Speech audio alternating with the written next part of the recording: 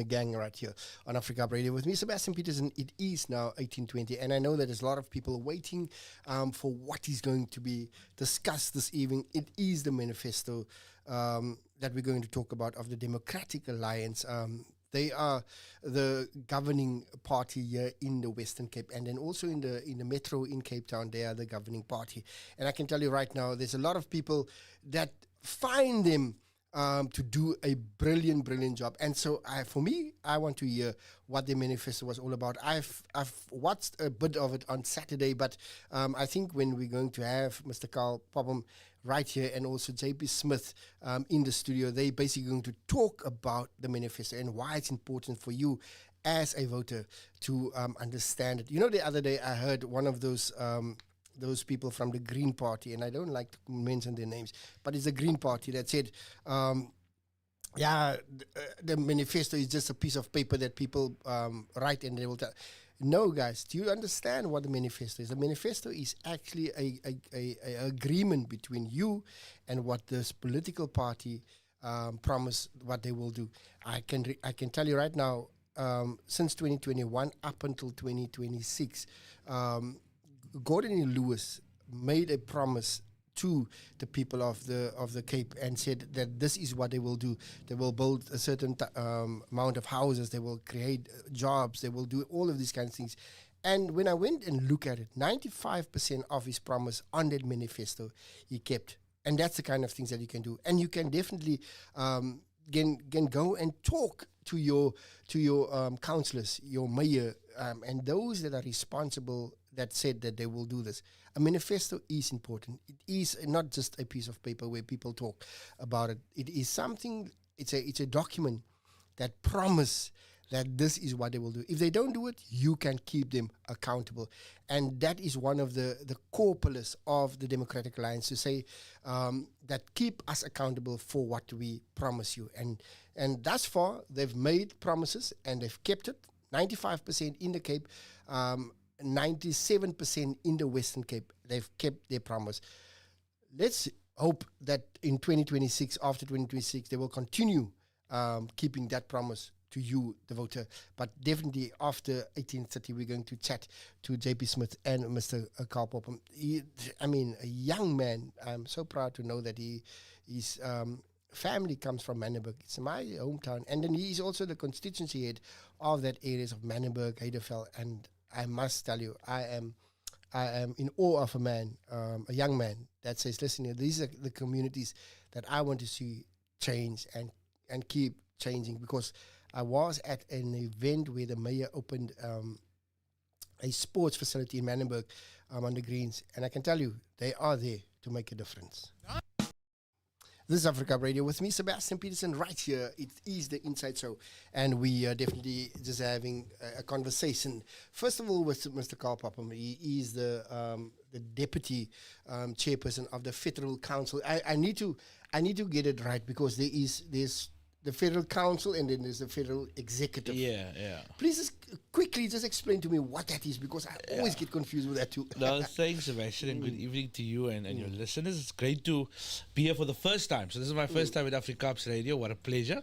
It's interesting because when I was elected, my oom het my gebel and said, what is die eindelijk? And I always say, perhaps because the party that's being along the longest is the ANC. One would maybe compare it to a Secretary General and Deputy Secretary General of the party. And so that would be the comparison, but it's essentially part of the group of people that make sure the engine runs every day within the party. All right. So that's the difference between the two. So yeah. Just give us a little bit of a background of who you are, and not in your political state, where you come from, because I always love people to know who Carl Popham is. Yeah, no, sure. Whoever the person is that I'm talking to. No, absolutely. Born and bred in Cape Town. My mom's from Manenberg. My dad's from Kimberley. So I always say to people, when you look at my hair, you'll see my dad. But if you listen to me, dan klink ek as my ma, and my ma is a mense. Grew up in Grassy Park. Had the privilege to go to Pinelands High School and joined the DA at about 13 years old after watching many people like Alan Zeller, J.P. Smith, Patricia DeLille, and the like. I got involved just on the ground, student politics as well as youth politics, and I was lucky enough in 2018 to be elected to the city council as a backbencher in the DA caucus, and spend a lot of time working in areas across the city, from Mitchell's Plain to Bontierville to Langa, Elsie's River, and everything in between.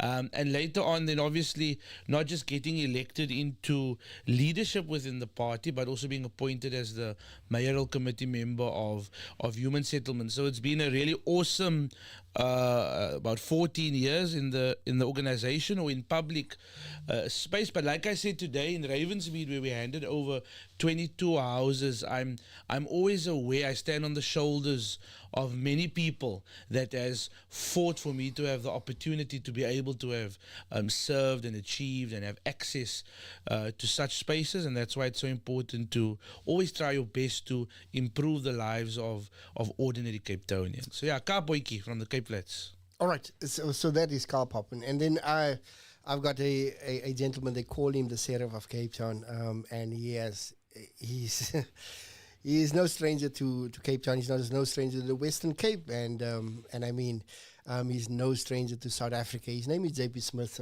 all the way from the beautiful city of Cape Town. J.P., welcome. Evening, Master Petersen. Are you well? I am doing well, so doing well. Just a bit about you. I think you interrogated me last time. Awesome, sir. I think you interrogated me last time on this, and I fear I may bore your listeners if I retell the story. But born in Kells River, it's just almost as far east as you can go in the city before you fall out of it,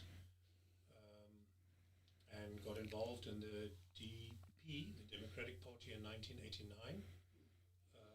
Have been involved since in one form or another as a staff member of the party, activist staff member, and later a public representative, first in Seapoint as a ward councillor, then in Langa as a PR councillor, intermittently in the middle somewhere in Manenberg also as a proportional councillor, and the chairperson of the DA in the Cape Town Metro. I'm on the provincial executive.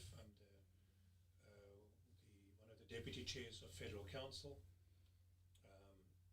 and I have the privilege of serving for some years now as the mayoral committee member for safety and security and performing events.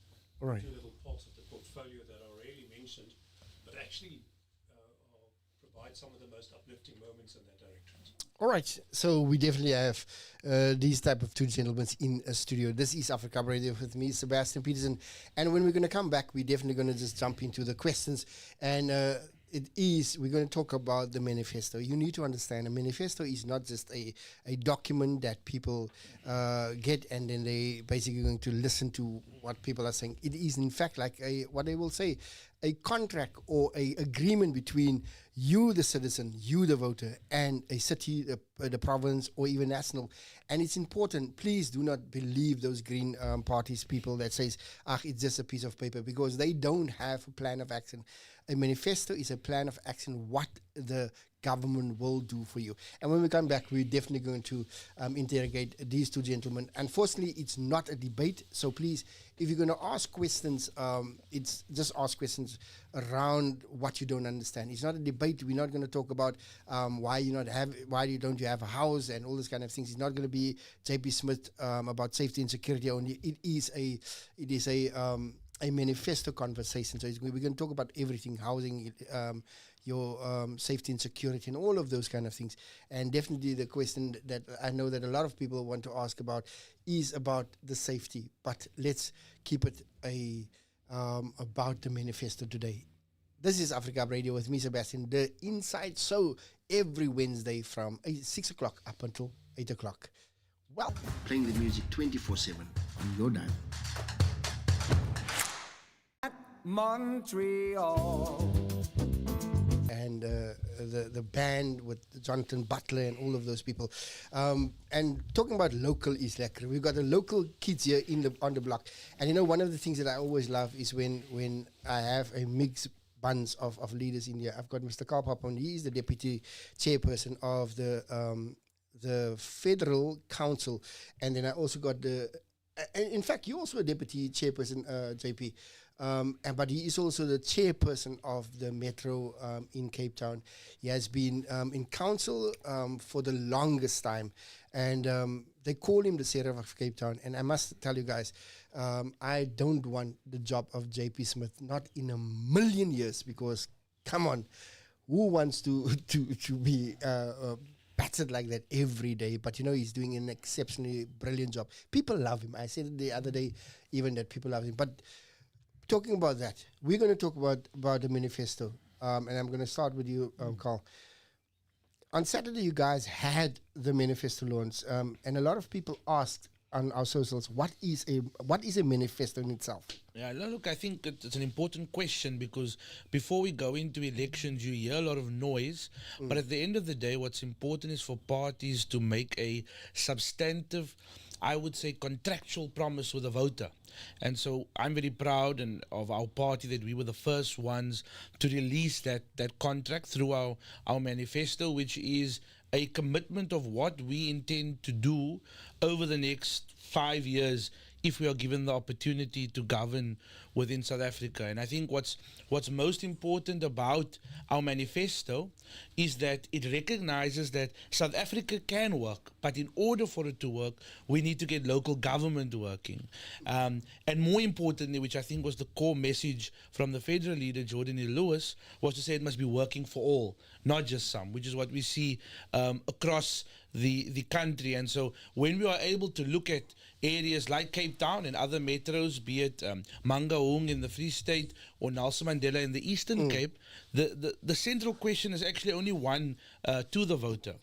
Do you want to elect a government that is functional, that is competent, that can deliver, or not? Yeah. And that's very clear across the country. And so our manifesto sets out some very clear ideas on how to get local government working for all. And I think what's most important about talking about it being that promise is when you judge a party based on what it previously promised with the last election and what it's done over the last 5 years. And so I'm quite excited, particularly in Cape Town, to have this manifesto build on what we've been able to achieve within the city. All right. And then JP, you know what? One of the things that the Democratic Alliance and I when I read the manifestos, I read the constitution. They always talk about good governance. They talk about service delivery, accountability, and stuff like that. In this manifesto that I've just heard the other day, that is again being highlighted. But then there's people saying, what is good governance to them?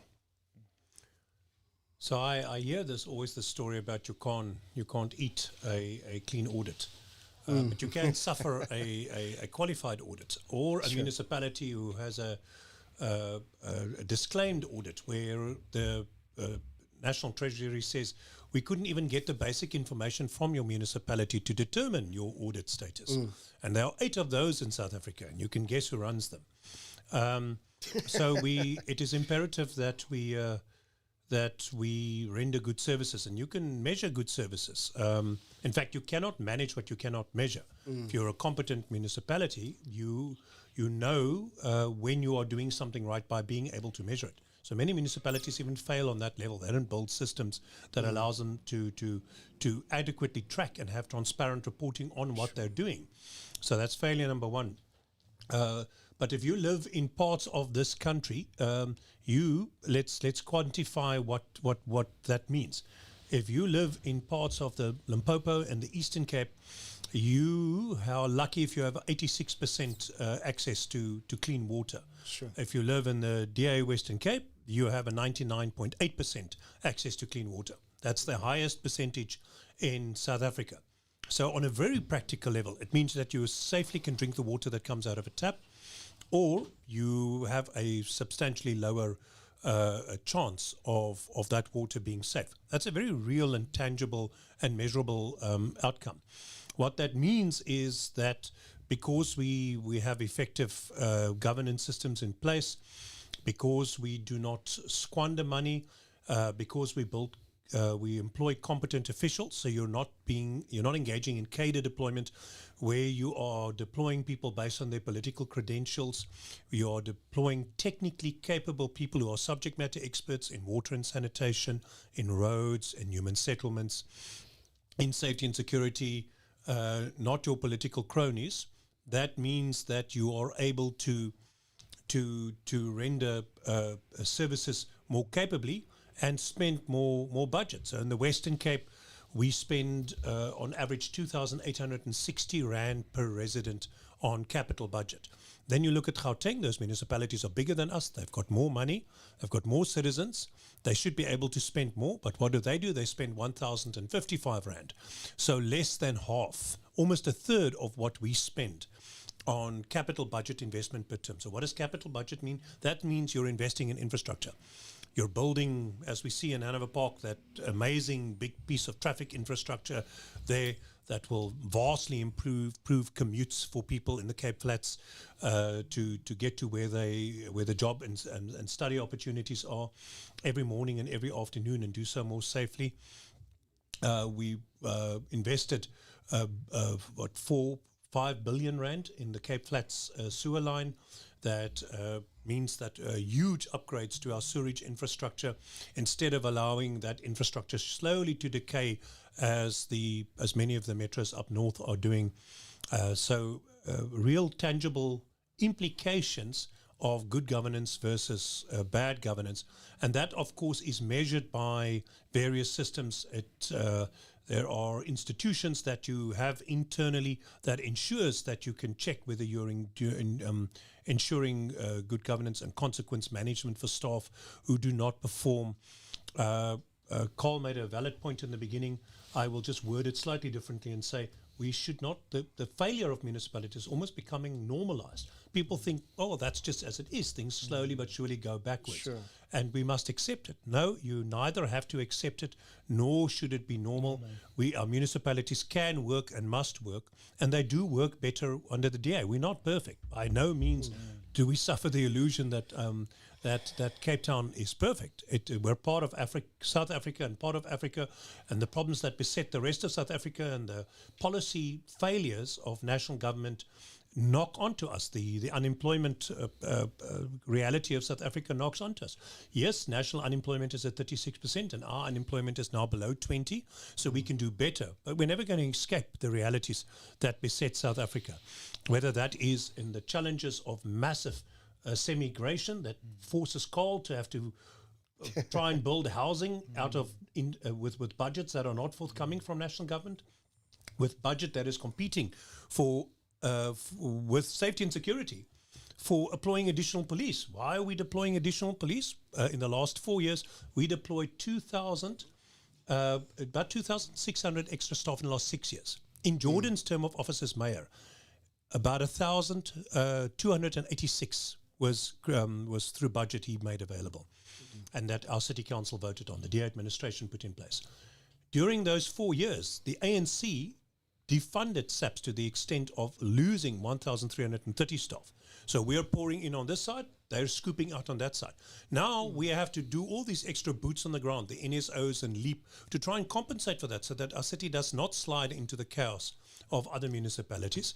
But should we do that? Maybe not. I would prefer that money to be available for human settlements to build more housing, but we also can't allow our communities to be overrun by crime and destabilized, because then the contractors can't even build their housing. So all these things are interdependent, and if you live in a DA municipality, the bottom line is you have a better life. All right, and JP, because he understands what he's talking about. He's been in government for many years, and he's been answering a lot of questions. But I'm definitely going to come back with that, because good governance is important, accountability is important, and service delivery is important. And I think what he tried to explain to you as the listener is that those are the kind of things that basically makes the city of Cape Town one of the best run cities in South Africa. There is 8 metros, if I'm not mistaken, 8 metros. one of that metros is the only metro that has been doing well. Carl, a And manifesto. the only metro that the state president chooses to single out To as single properly out. functioning. In fact, Go learn from them. he said, go and look how the DA is running. In not only Cape, he said the Stellenbosch as municipalities well. of the DA, how they run, because they know how to do it. And I think that's the most Or, important or thing. more pointedly, standing in front of the burning parliamentary building. Yeah. And I will, for the moment, reserve the motivations as to why it was busy burning. But standing in front of our beautiful parliamentary buildings and turning and saying loud enough for all the media to hear, well, at least there's one municipality that works, because we had a functioning fire department on scene with hydraulic platforms putting water in parts of the building where staff couldn't physically get to. That is a functioning fire service. I have gone to Joburg to help Auntie I saw that, yes. Auntie Helen with her campaign briefly, and had a look at their fire department. They've got great and passionate firefighters, but they've been left without fire engines. And so you ask, what does bad government look like? It's when a fire breaks out 5 minutes down the road from Orange Farm Fire Station, and your firefighters stand and talk about it, but can't do anything about it because they don't actually have a fire engine to respond to it. And that's the crazy part. And Carl, this is the thing, and a lot of people says that a lot of political parties make promises, and how will the DA ensure that the promises contained in the manifesto actually translate into delivery at municipal levels? And I need to say this: since 2021, since Gordon Lewis taken over, 95%, and that's not me saying it. It is actually factual there. 95% of his promises that is made for Cape Town has been delivered. And like JP said, that it's not, everybody's not perfect, but they are the best. And because we're living in a city, the promises that you guys are saying for this time, how would you, and I'm going to highlight one thing that a lot of people ask me, and there's a lady that also asked me that, the detectives also, and those kind of things, safety and security. I don't want to ask JP because then we're going to sit here and listen to it for hours. I'm going to ask you. That was one of the promises he made. It was the safety and security, and especially detectives and stuff like that. How are you going to deal with that? Yeah. No, I think that's exactly the right question, because let's call it what it is. South Africans are gutful of the basics not being done right where they live. And as JP says, we must be able to be honest as the party that we certainly aren't perfect, but by every independent measurement, all over, by the way, from the presidency to independent analysts, we've met the most strategic metrics the best within the country. But I think what's critically important is to say that a manifesto can't just be a document we talk about and then dies on the 4th of November, which is election day. And before we talk about where we are going with our manifesto, I think it's important to be able to judge political parties based on what they've done, what their track record is. When Jordan Lewis was fighting to become mayor in 2021, we had very key commitments in our manifesto. We promised to make access to affordable housing more easier. We've done so by releasing city-owned land with the best in the country at 90% discount in order to build affordable housing. We currently are going into construction in Salt River, in Woodstock, and in the CBD at the old fruit and veg site. We promised to relieve Cape Townians from load shedding. Alderman Xanthia Lindbergh and the energy team have done so, be it in Atlantis as well as Somerset West. We are adding renewable energy to the grid, but more importantly, innovatively allowing private residents to wield back into the grid. We promised to make Cape Town more safer, and I mean, JP has spoken about how we have spent exponentially. And I mean, while the DA has been here for more than 15 years, I don't think any other executive mayor, JP will speak to it, has done more for safety than Jordan. And in some cases, it's true, unpopularly so. You know, the safety of our country is fundamentally the responsibility of national government. So, you know, when we are spending over 5 years, 8 billion rand on safety and security, that's 8 billion rand that could have been spent on roads, on water, on lights. But we appreciate that this is the number one issue of our country. Juxtapose that in Joburg, for example. In 2020, State President Ramaphosa goes to Alexandra. He promises 1 million households to that community. It's live. Fikile Mbalula's there. what was delivered. We look at the promise of a smart city in every single state of the nation. So when I say a manifesto can't die at an election, I mean it. And so how do we do it as a DA government? And it's important we raise this because residents need to know how a manifesto should translate into a deliverable. So we take our manifesto and we go to council and we turn it into an IDP, an integrated development plan. That ultimately becomes the program of the government for the next 5 years we've been elected to. That IDP then gets translated into 5 annual budgets every year, which funds what we've promised. We then take it a step further and we then adopt through our portfolio committees, but also through the council, a service delivery and budget implementation plan, which is ultimately targets that we set.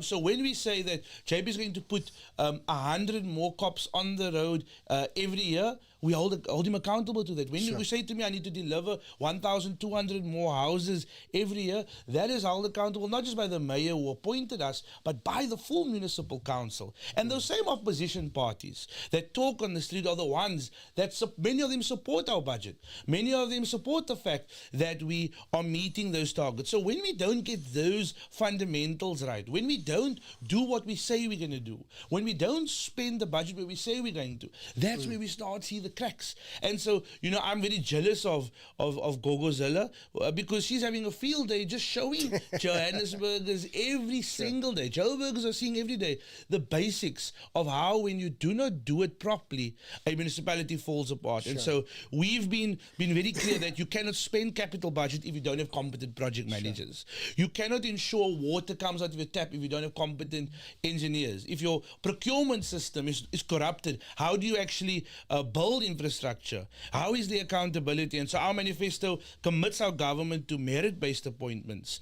We're making sure that we have not just the right people that's delivering your services, but the best people delivering your services. And JP is right. We're not perfect. But you know what you can count on in the DA or a DA government council, Sebastian? That when we become aware that something is wrong, we react. Whether it's an official, whether it's a contractor, whether it's one of our own politicians, we've shown time and time again in the last 5 years that when the people we put forward to serve you aren't serving you, they will be addressed, they will be removed, they will be fired. And sometimes, I haven't had to do it, but, JB's been there longer to have to go in. It's so much easier to fight your enemies.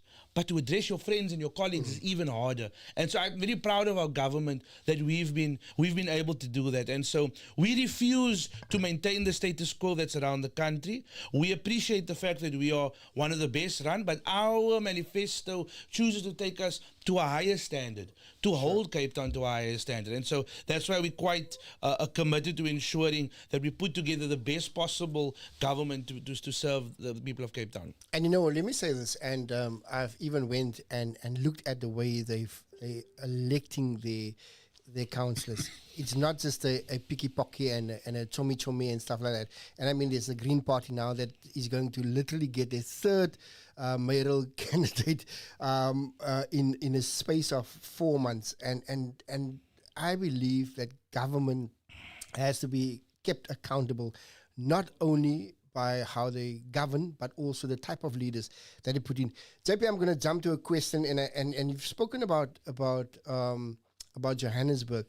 And one of the questions that someone has now asked now, because they're listening from Johannesburg, and they're asking, and I've actually got a question here, is that there is evidence of good governance in the Western Cape, in Cape Town's good governance.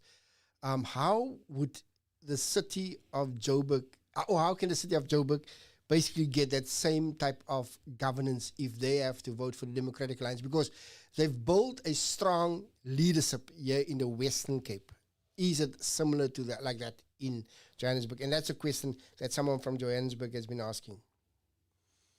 So I think to return to the manifesto, which is what we're going to talk about, that's our blueprint that we've issued. We said we have a plan for local government, and I think you made a valid point in the beginning to say that there are many other parties now contesting. Cole, what was the last figure we had? 330 something. Yeah. How many papers we're going to get? It's going to be a very long ballot paper. That's all I'm saying. It's a very long ballot paper. It's going to be a ballot scroll, not a ballot paper. And every day there's a new mayoral candidate announcing somewhere for somebody. So, but the question you must ask is how many of these persons understand something about local government? How many have experience in running something? And how many can demonstrate to you that they have a policy or a plan? So if you're not coming with a plan, you're going to fail. If you fail to plan, you plan to fail. That is guaranteed. And I'm not saying a static plan that you introduce in the beginning of the term will save you. Scholes says things are dynamic. You have to respond to where the pressures are. You have to be swift-footed. Jordan said we would employ lots of cops, but it wasn't going to be necessarily through the NSO project. That developed during the term. He listened to residents. He saw where the pressure points are. You have to be dynamic in your response. But there are, I think, 6 basic pillars that we can say. One is building a corruption-free and professional municipality. So that's appointing competent people on merit and not political connections. You referred to the guys in green. I don't want to make this an attack on other parties. But suffice to say that I don't think any political party has achieved as much cadre deployment as that organization in the time it has. The PA has done more cadre deployment in 2 years that national minister has been in his post than I think Jacob Zuma managed in almost a decade. Proudly so. And proudly so. And so I think, I issued a press statement today based on one component of that really affects us. In Cape Town, around 35,000 people depend on the film industry. Film industry at the moment is suffering badly. It's suffering because of the PA ANC incompetence. Now people say, JP, you're just making political point scoring. No, this is where national government very much affects you. Sure. Firstly, the Department of Trade and Industry and Competition fails to issue the film subsidies. Now, we have a very robust film industry here in Cape Town. We are a mecca for film industry. A lot of people here earn a living and put food on the table of their families and pay their bills and send their kids to school with that money. But at the moment, we're getting about 40% of the business we had before because those film subsidies disappeared. And who is capitalizing? Our neighbors. Botswana is coming here and poaching film productions, and they have these subsidies available to offer. So we are sabotaging ourselves, or we are being sabotaged by that national minister.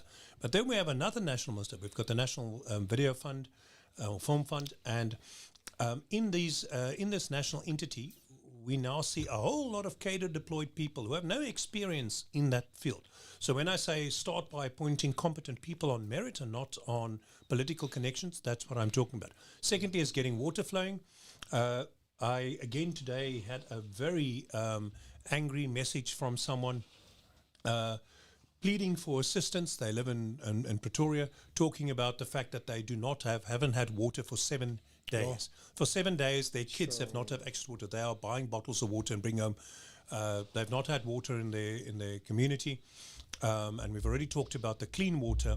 So there, you need to bring in private sector expertise and investment into that service. You need to very quickly professionalize what that service has let run. Just quickly, you're talking about private investments, and the leader of the Democratic Alliance talked about getting private businesses also involved. Can you just explain that also, because that's also a question that is popping up here. So you have to accept that when your municipality has been systematically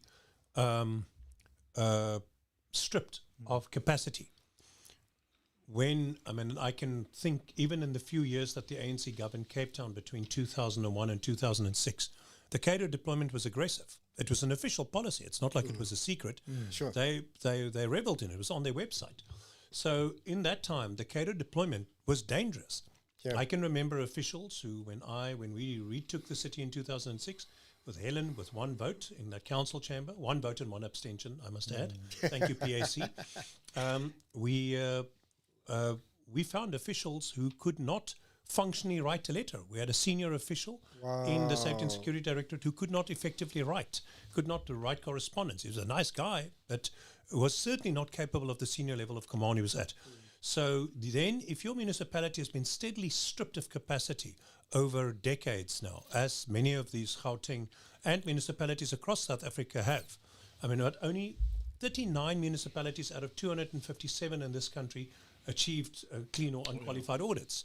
So that's a crisis. That's a disaster. It is. And So if you've been stripped of capacity like that, you're going to have to very rapidly import that. You're not going to find that in the pool of local government employees. There's very good people still desperately trying to hold it together and fighting back and pushing back against corruption and incompetence. But you're going to have to bring in outside expertise. And so public-private investment and partnership is going to be essential. We have to keep the lights on. We have to reinvest in our electricity infrastructure, freeing municipalities to buy and sell their own power, to break that ESCOM state monopoly. We have to make our communities safer, so effective oversight over that municipal police that you have and law enforcement and traffic where applicable. Because only a few municipalities in South Africa have metro police, and you have to do oversight of them, make sure that they're operating without corruption. As Julius Malema said, Cape Town's the only municipality where he drives where metro police doesn't hit him for donations, where he's not asked to pay bribes. Coming from Julius, that's is it not that he has often something kind to say about the DA. Then we have to clean up our municipalities and towns. Our public spaces, from clinics to libraries to parks and everything. If you look at the national benchmark for repairs and maintenance, is 8%. National Treasury said municipalities, you should be spending at least 8% of your budget on relative to the value of your municipal assets. Now that doesn't happen in many municipalities. So over time, you have the steady deterioration of that infrastructure. Every department in Cape Town has had a 27% or 23%, I forget the figure now, increase in our repairs and maintenance budget. So year on year, Jordan, through our budgeting and our administration has bumped up those departments' ability to our repairs and maintenance budget so we can maintain our infrastructure. Recreation and parks has had a 47% increase in their repairs and maintenance budget, so that our community facilities can look better because they're under siege. And then finally, creating jobs and growing local economies. There are national studies that tell us every quarter how we're doing with job creation, and there are many quarters when Cape Town is utterly disproportionately contributing job creation in this country, and the Western Cape is. And that means cutting red tape, connecting residents to job, and creating an environment within which business can grow, because local government doesn't give jobs. We have, 36,000 employees or so? Sure. We can't create more employees than that. You have to create a space where a business can grow and can operate. And that happens in Cape Town much more effectively than elsewhere, which is why we create jobs and other areas shed employment. And so for the listener from Johannesburg, let me just wrap it up for you quickly. Is that what he's saying is that they don't do cater deployments. They find the best solutions for a municipality. That's why it worked in the city of Cape Town. One day I walked into an office of a minister, and there was a guy working there, and I said, "Hey, you're not ANC?" And he says, "Yes." And I said, "Wow, in a DA office." He's like, they find the best people to do the job. And today he's actually a DA member. But I think that's the way they actually recruited him into it. And to a lot of people, of course, I'm getting a lot of messages. Please understand that this is not a debate. I'm not. There's some of your nemesis that is now again on here that wants to question about the safety and security. I'm not here to debate with anyone.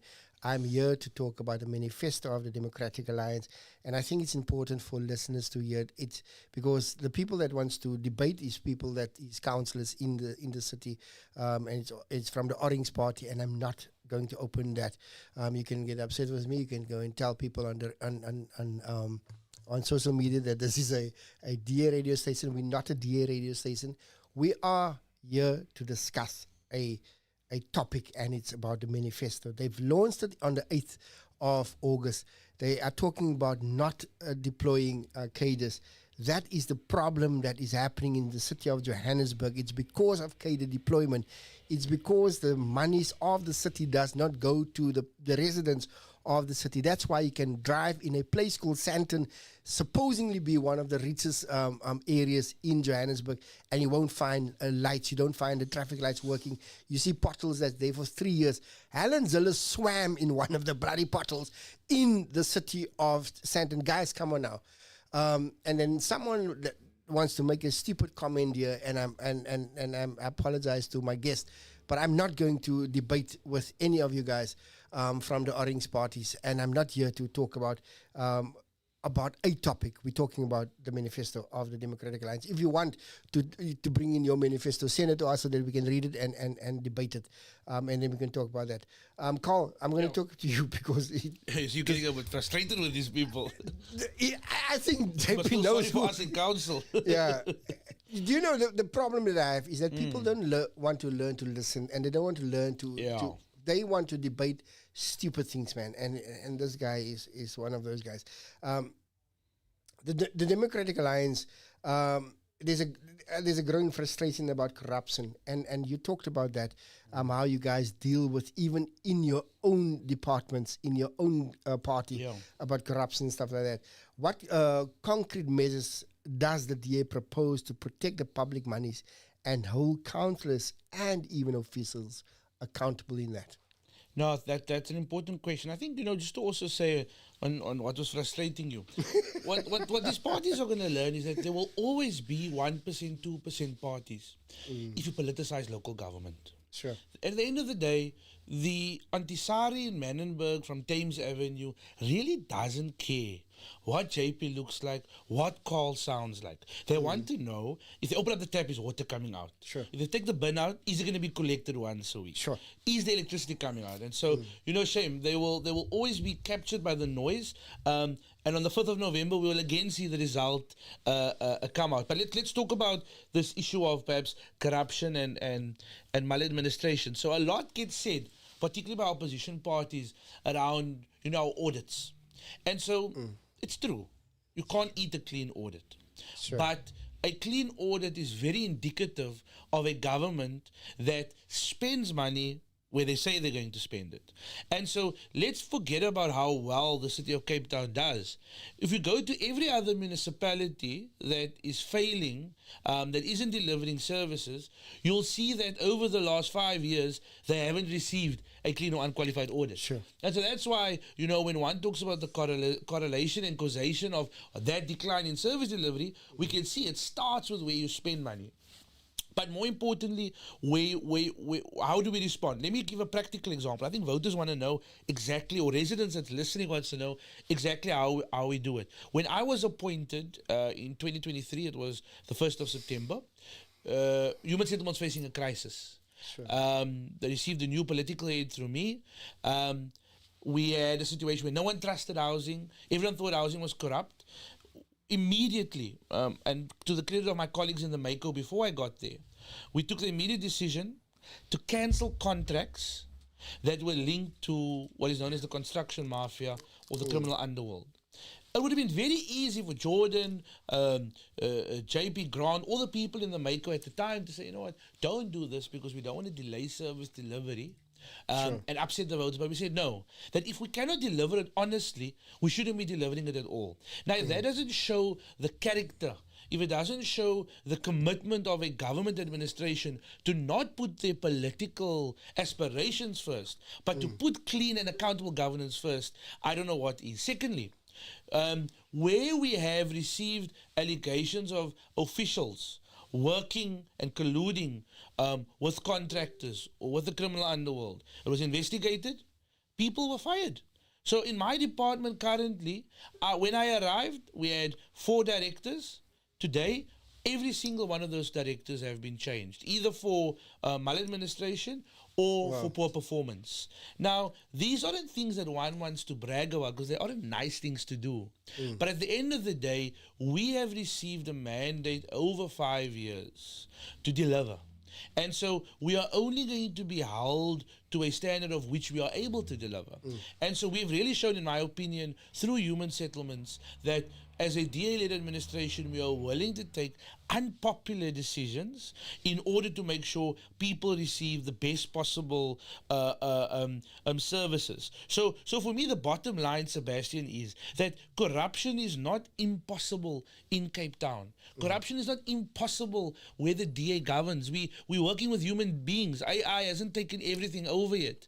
But what we must be judged on, and what we must be judged on fiercely, is how we respond to it. Because I can take you to municipalities, even right here close to the Western Cape in Kannaland. We have an executive mayor found guilty of rape of a minor. We have an executive mayor who spends more money in Kanaland on his personal mayoral office than on his own corporate service department. Sure. There's no accountability.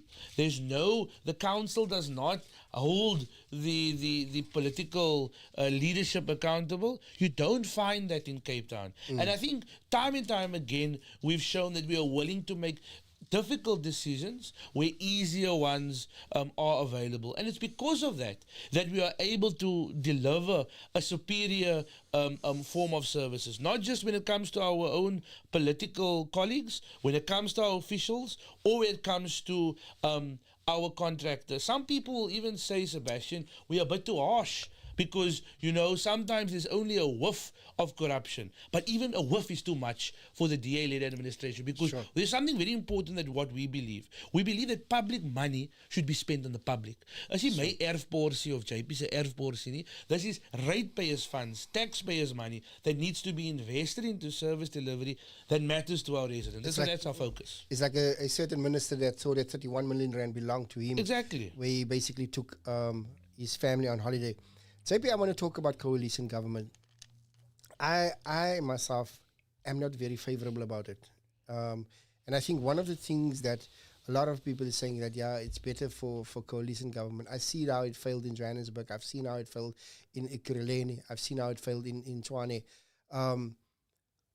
Why is it important for people to make their vote for a party that has been governing good governance in the city of Cape Town and not driving a thing of coalition government? Because, what's his name? Gator McKenzie said, he says, I don't want to lead South Africa, but I want to be a kingmaker. And that's a problem that I have. Yeah. Talk to you about it. And I don't want people to talk about coalition government. I want people to win outright. In the Cape, we keep it blue. JP. So, Sebastian, I think I can take you back. I have the benefit of that institutional knowledge and experience. When Helen got elected as mayor, we had a 6-party coalition. That is an extremely difficult thing to manage. When Gayton says he wants to be a kingmaker, what he means is he wants transactional leverage, because that is a party that sets up a coalition government with one party, literally walks out of the negotiating room, crosses town and goes and sits in a negotiation with another party and starts negotiating a counter contract and says, this is what we got from the DA, what will you give us? And that kind of leverage is not principle based. It's not about choosing a partner that's best for the municipality. It's about what you can leverage as a party. It's a dangerous type of politics. And then you have, as one of my colleagues explained to me, in Gauteng, you end up with a situation where even the ANC balks at a ultimatum put before it. You have to appoint an executive director, and the executive director you have to appoint is chosen by one of your small coalition parties, who is a kingmaker, has a small little bit of vote, but enough to unseat you and to go with another party whose agreement they have in their back pocket. Sure. Because nothing is about principle, and who then appoints a completely incompetent and unsuitable person, utterly unsuitable. And they had to tolerate that person. The ANC tolerated that. I'm sure the ANC is unimpressed with having Kenny there on their Mako as well. In fact, the mayor didn't want him there. Correct.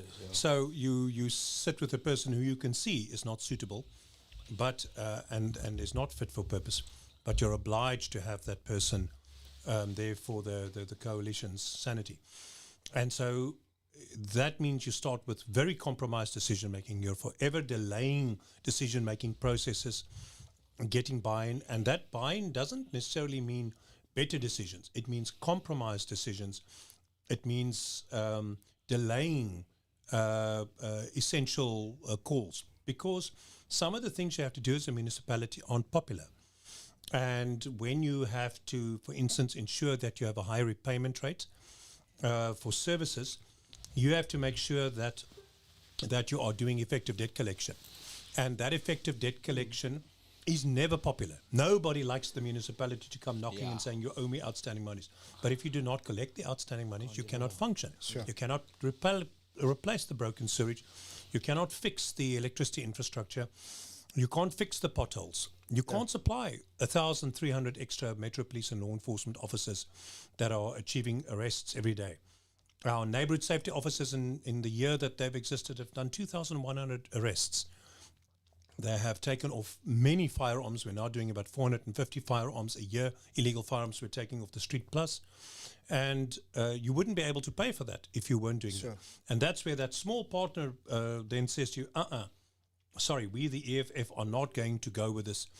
Or if you're going to do anti-land invasion action, Herman Mashaba, we are not going to continue to allow you to be mayor. You have to compromise on protecting public open space in terms of land invasions. So coalitions are very challenging to manage, especially when you sit with less than principled coalition partners, as are generally the king makers in quotes.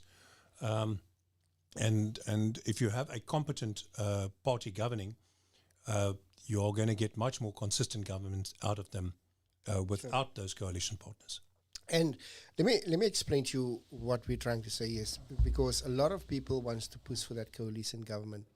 In the city of Cape Town, the Green Party wants to give the ANC the lead, and then they will get what they want. And that basically will lead to what is happening currently in Johannesburg. Did you know 2 months ago, the city of Johannesburg could not even pay their bills. They were actually bankrupt. If it wasn't for national government that stepped in and gave them money, they would not have been able to pay salaries. I mean, how in God's name does a city like Johannesburg run out of money? We're going to take a quick break, and then we're going to come back, and then we're going to wrap up because it's now 1923. It's the 12th day of the 8th month. We are talking to JP Smith, the chairperson of the Metro of Cape Town. He's the Democratic Alliance chairperson in the Metro of in this Metro. And then we've got also Carl Popham. He is the deputy or the third deputy chairperson of the federal. The Federal Council. In fact, JP is also the deputy of the Federal Council. They've got a lot of titles here. But one of the things that you must understand, and I'm not saying that you must just listen to them. I'm saying to you, listen. Don't just listen. Go and look at the results. The city of Cape Town is the only metro that doesn't owe Eskom money. The city of Cape Town is the only metro that has put more boots on the grounds to keep our city safe. And the city of Cape Town is the only city that has been developing not only job creations, but developing to creating opportunities for businesses to grow in the city. James Foss, he has been working tirelessly with tourism. JP Smith has been working tirelessly with the film industry that has been falling in pieces nationally.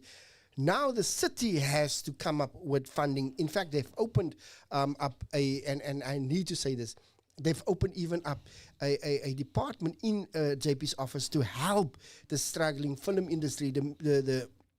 And because we've got an incompetent 31 million rand minister that literally has been, and I'm going to say it publicly, he's stolen this freaking money. And I'm going to keep my mouth shut for now because just now I'm going to get in trouble for what I want to say. But this is Africa Radio, and you're listening to The Insight Show with me, Sebastian Petersen, every Wednesday from 6 till 8 p.m.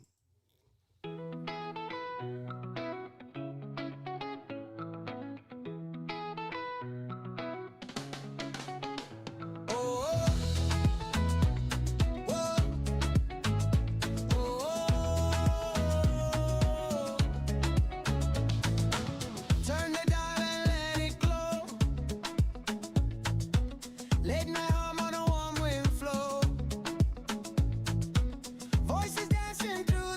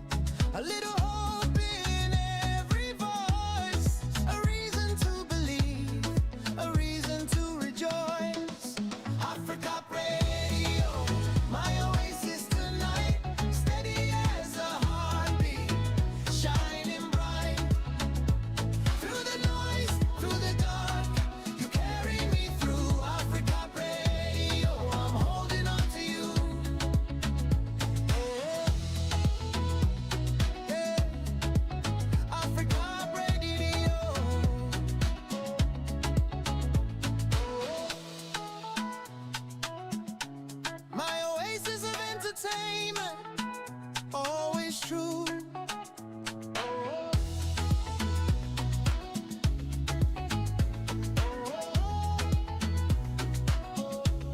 Broadcasting worldwide, online 24/7.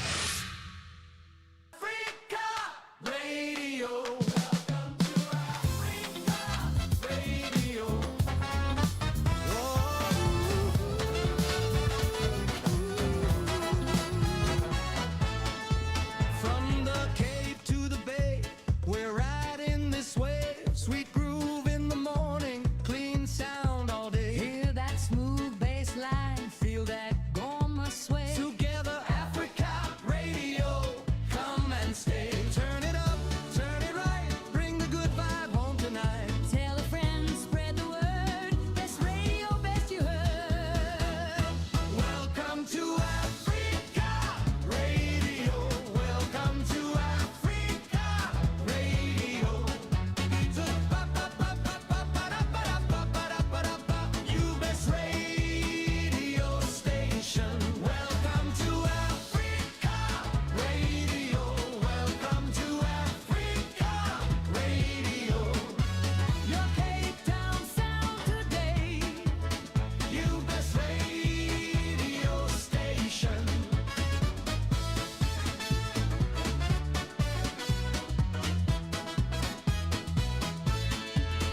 Mother City magic on every single tune. Sunrise to the evening, we're lighting up the loop. Easy on the heart now. Stay on the beat. Together, Africa Radio. Feel the heat. Turn it up, turn it right. Bring the good vibe home tonight. Tell a friend, spread the word. Best radio, best you heard. Welcome to Africa Radio. Welcome to Africa Radio. Visit you best radio station. Welcome to Africa Radio. Welcome to Africa Radio. Your Cape Town sound today. You best radio station.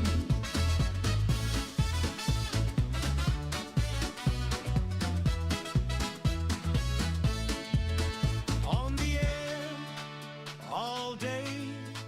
Keep it close, don't drift away. Together, Africa Radio, lead the way. Welcome to Africa Radio. Welcome to Africa Radio. Visit you best radio station.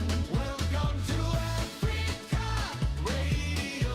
Welcome to Africa Radio. Your Cape Town sound today. You best radio station.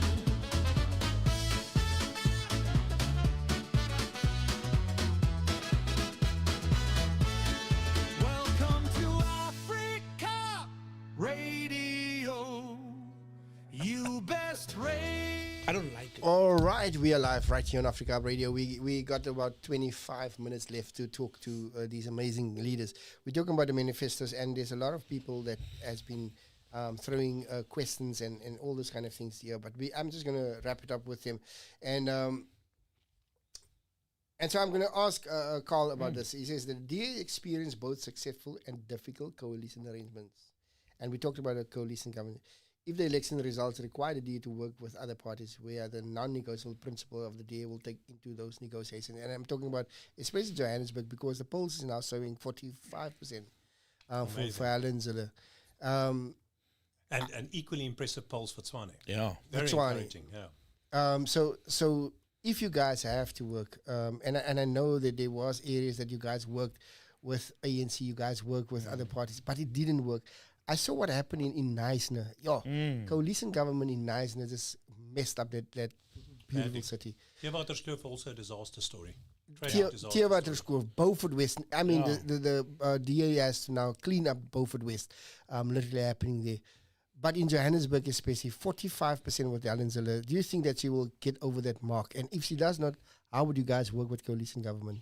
Look, I think what's important is this is a new terrain. I think for a long time in South Africa we had one party dominance.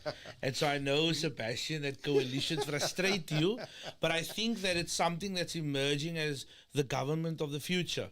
It's very interesting that when we talk about coalitions in South Africa, we don't actually talk about Cape Town.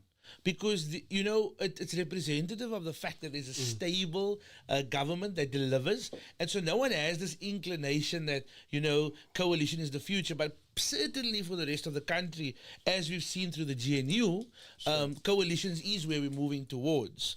What's important for us as a party, learning from the past, where we must be able to admit we've made mistakes, is that the DA is not prepared to go into coalitions for the sake of governing.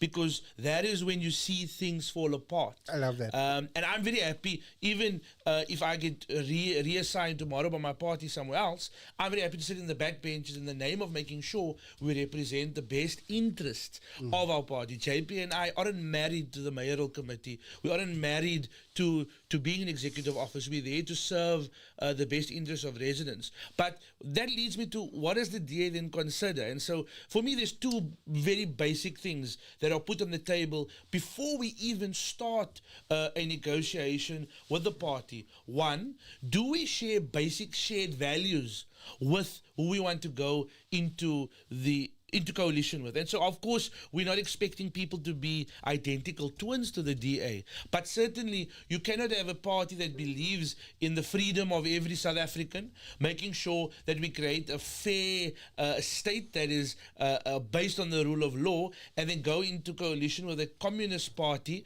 that wants to make sure we have a parliamentary supremacy, that we give tribes and chiefs maximum constitutional power. We would never do that. We want to make sure that there's basic shared values of creating a free South Africa where every individual has access to freedom, making sure that the state operates in a fair manner to ensure that there's access to opportunity for all, but one that also recognizes the broad diversity of our country and the role that every South African's experience plays in shaping this beautiful thing called South Africa. Secondly, can we agree on shared service delivery outcomes?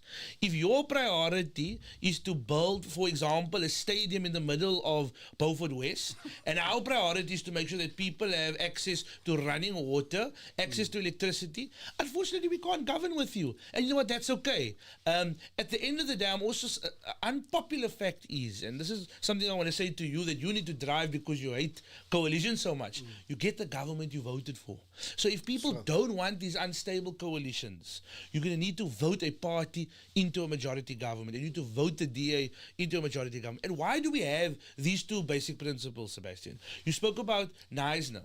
So Neisner's coalition failure didn't start with Sewer going into running water. Sure. It started with Gayton saying to the ANC, I want the CFO position of the municipality, you can have the mayor position, and we'll take the MM position.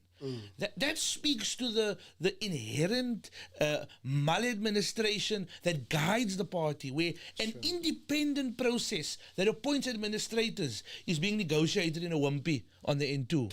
That's what these people do, right? Whereas when you come to the city of Cape Town, JP and I don't know who's going to become the CFO of the city of Cape Town. They have to apply to an independent process. They've got an independent selection panel. And only when it gets to council do we consider recommendations, but not with these guys, right? Secondly, we don't believe in deciding who our service providers are. There's an independent procurement process that does so. But when these guys want to negotiate coalitions, they want to talk about who's going to get the roads tender in Laingsburg. Who is going to be getting the land on the N1 for the solar farm that was promised all those years ago? The toilets that were promised in Maritzburg. And so it's important that voters all over the country, including Cape Town, remember these failed coalitions, but more important, remember how it came about. Because the DA serves in a coalition government. We do so in Worcester, where we're in a coalition. We do so in Saldanha. We do so in Matsikama, functional coalitions that are based on the interest of the residents of those municipalities, where we've got legally signed coalition agreements of what we want to achieve, how we want to achieve it, and how we're going to do so collectively. And of course, we're not perfect. We've had coalition examples that have failed, that have fallen, but that's because as a political leadership, JB and I not only serve in the federal executive, we're also in the Western Cape's PEC. And so we've taken difficult decisions to say that, you know what, we don't want to be in government at all costs. Oudtshoorn is an example where if our partner doesn't want to align with what the mandate was that was given in terms of service delivery, then we're willing to walk away. And so what excites me about Helen Zille is noting that, of course, it's become very clear that every party is fighting to get over that 50% mark. Gogo Zille is not fighting for a coalition. She's fighting to govern Joburg. But she's been very clear that her arms are open to work with those that are willing to put Joburg first, that are willing to put the best interests of residents first, and to make sure it's not business as usual. But I think in discussing the reality of coalitions, ours is one to go and win an outright majority, because it's only when you have a true blue, stable government like Cape Town, like Stellenbosch, like Paarl, like Mossel Bay, that you can deliver to the people. And so voters on the 4th need to go and elect a government that has given them a manifesto promise that has the issues that matter to them, and that's our focus. 3 million people has registered to vote just in the metro. And I know in the last elections, and this is the crazy part of the Green Party, is that one of the guys says, 900,000 people voted in 2021. Guy, 2021 was COVID. I would say about 1.9 million will vote come 2026. Guys, thank you so much to everybody that went to register to vote. I must say that the outcome was brilliant. The youngsters came in the outright. Where I was working in my ward, youngsters came from everywhere to say that we want to make a difference. JP, just as we're going to close down, and I want to ask this question. Your manifesto were talking about crime, you were talking about unemployment, housing, electricity, water, and all of those kind of things. When the DA going to govern again after 2026, what is going to be your first priority after the 4th of November? There are a couple of things that I think are consistently raised by communities in our engagements, in our public meetings, in the comment on the budget, in the comment on the IDP. And crime and safety will obviously continue to be one of those. Safety and security has about just slightly bigger than an 8.5 billion rand budget. Of course, there are 6 departments. That budget speaks to traffic, law enforcement, metro police, the fledgling investigative services that we have, disaster management, a fire and emergency rescue service, which is a very large department. It's probably the only properly functioning fire department in South Africa, in a metro. We have our emergency call center, film and events offices. So that department at the moment is picking up a lot of slack when national government is disinvesting or defunding SAPS. There's a steady attrition including in critical things like your detective services. 35% of the detective vacancies in the Western Cape are 35% of your detective positions in the Western Cape at the moment are vacant.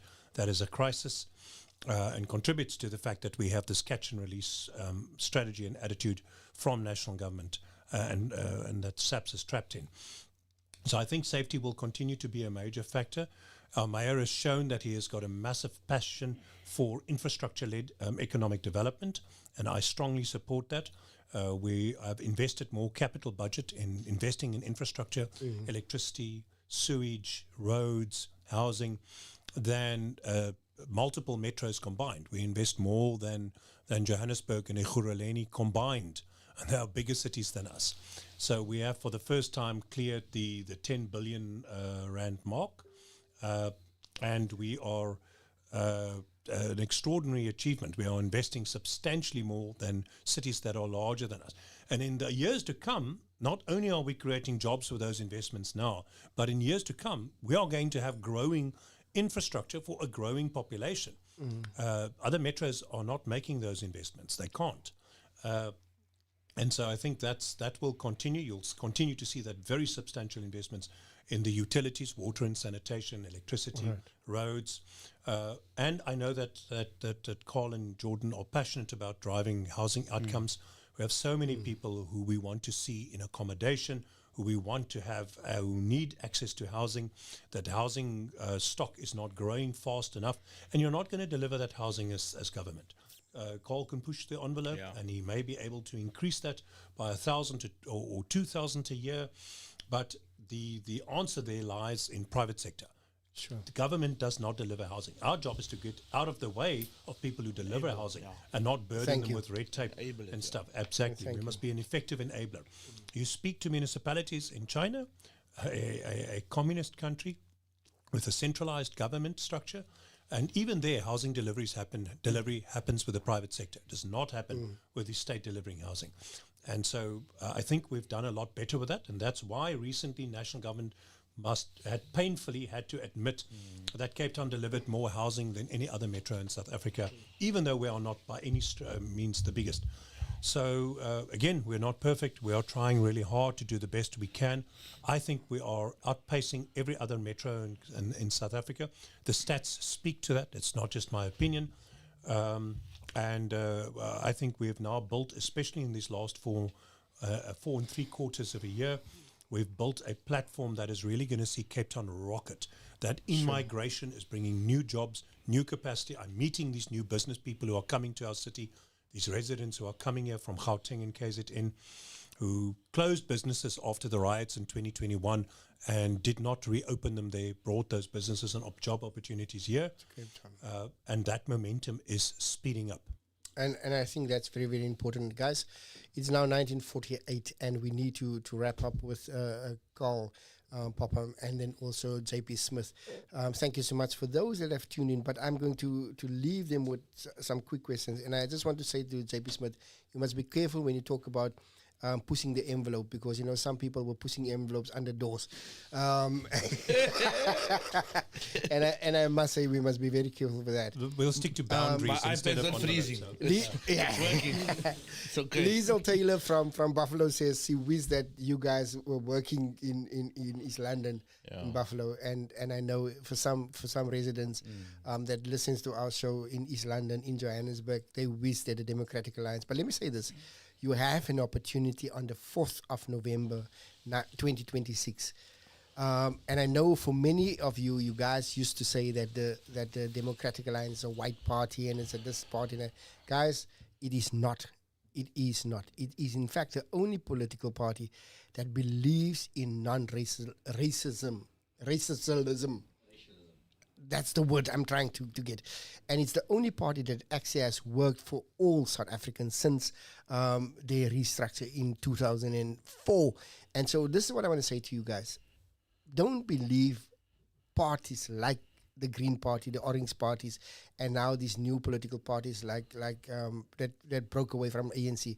They will tell you about racism, but they actually implementing the 1948 racist policies to basically segregate people from each other. There is no race in South Africa but a South African. That's the first thing that you need to understand. I want to leave this with you guys, and I want to ask both of you, on the 4th of November 2026, millions of South Africans, I believe it's going to be millions of South Africans going to go to the voting stations. And why should they vote for the Democratic Alliance? This is in 1 minute, because I know both of you are going to have a lot to say. But 1 minute, why should they vote for the Democratic Alliance? And not only in Cape Town, not only in the Western Cape, but across South Africa to make it better for them. I'm going first. You go for it. I think the best way to look at it is as follows. You're not voting for the DA. You're voting for running water. You're voting for your refuse removal to be collected. You're voting for electricity to come on once you press the switch. You're voting for fair access to jobs. You're waiting for a pothole to be repaired after you report it.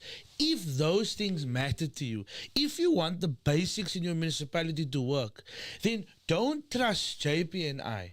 Judge us based on the record that you've seen where that party has governed. And so, unfortunately or fortunately, when you look at South Africa, those key issues, if they matter to you, it's only where the DA has governed has those things been achieved. And so that is what this municipal election is about. It's not about, as you say, is it too many white people or colored people, even though that's nonsense. It's about who is getting the job done on the ground, not just for you, but for your family, for your children, so they can live a life of value and have a decent shot at life. That's what the DA offers you on the 4th of November. JP. I'll keep mine shorter than Cole. I will The say first time ever. first time ever. I will say that I wanted to tie into your comment about non-racialism, not multiculturalism, non-racialism. That we are one people as South Africans. Sure. And I am distressed as many people who came through that 1994 election and started seeing the Rainbow Nation bloom and shine, to see people being dragged back into racial lagers, that if you're white, you vote for this or that party. If you're black, you vote MK or EFF. If you're colored, you vote for this or that party. That is not how we are going to succeed. We are interdependent as people. Every community needs the other community, and we are all in this together. What happens in one part of the city has impact on the other. And so I want residents to reject that vision that a person of one race only can represent you. If you want to see how that is simply not true, you look at who Gayton McKenzie has defunded, where he has taken the money away from in terms of events, the cultural events he has defunded from national government. Those affect our coloured communities across this province. They're the ones who are impacted by that defunding. And as you say, that money was not used for any good or positive purpose. So your race is not an indication of who you are going to service and who is going to benefit from your government. Just a quick question, and I think I'm going to ask you this because this comes from a pastor, and I'm Pastor going. Meyer, know him well. I want to give this honor to him. And the question he's been asking: I'm a pastor in Manenberg and a community worker. Manenberg is still under siege. Gangsterism is in control. Will the DA be able to bring a significant change? And I'm going to ask you direct because I honor pastors. So he's asking this question for you, Zebs. So at the moment, Manenberg is one of these areas where we do take a lot of guns off the street. I'm trying to recall the exact statistic the last time we had a community meeting there that I quoted. I think in Manenberg, it's something like 49 guns in the last 2.5 years that we've taken off the street. Sure. So we are consistently trying to make that community safer. Our reaction unit spends a vast amount of time in Manenberg. We are working hard there. In the next week, I have a workshop with youngsters from Manenberg who are involved in the daily stone throwing attacks on each other. We're doing a workshop with them to try and improve that situation. My office is driving that. We're working with the provincial government on that. So we will try. But I will tell you that what we are doing has a cap. If I'm arresting 450 to 500 people with illegal guns every year, and out of every 100 people I catch red-handed with a gun on the street, 95 walk free, then absolutely, as Carl says, what's the point? It's a fool's errand.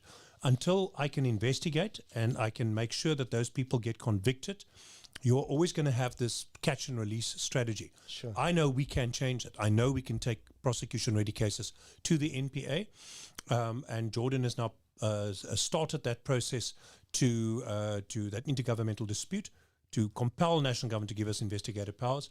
So to the pastor, we're pushing every single button we can, not envelopes, buttons.